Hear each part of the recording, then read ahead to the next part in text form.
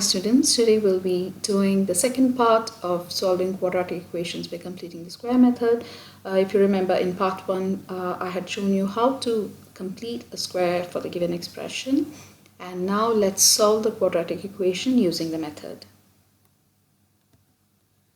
Lesson objective: solving quadratic equations by completing the square method. We have the first question here. Solve the quadratic equation x squared minus 6x plus 7 equal to 0 by completing the square. Now we have the equation x squared minus 6x plus 7 equal to 0.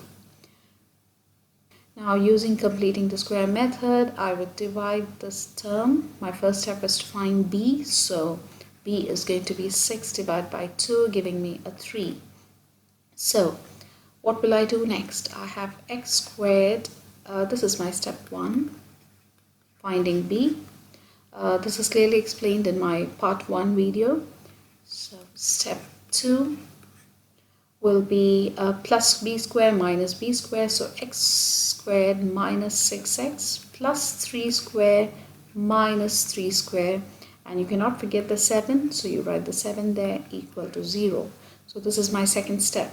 Now I have x squared minus 6x plus 3 squared, which is required to complete my square as x minus 3 the whole squared.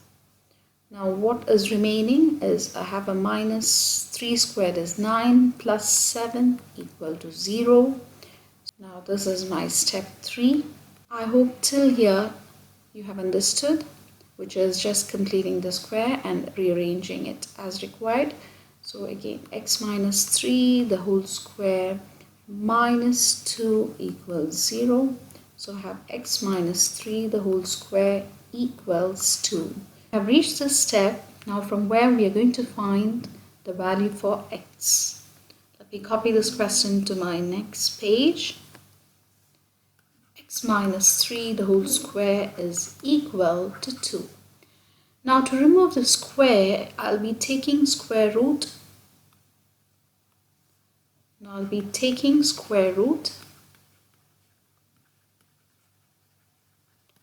Taking square root on both the sides.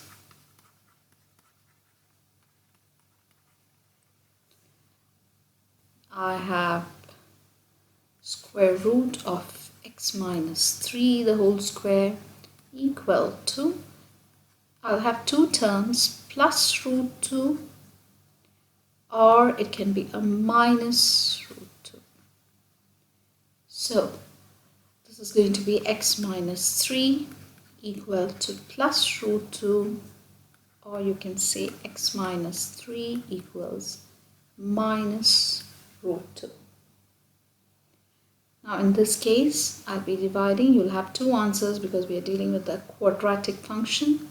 So x is going to be 3 plus root 2, or you can say x is going to be 3 minus root 2.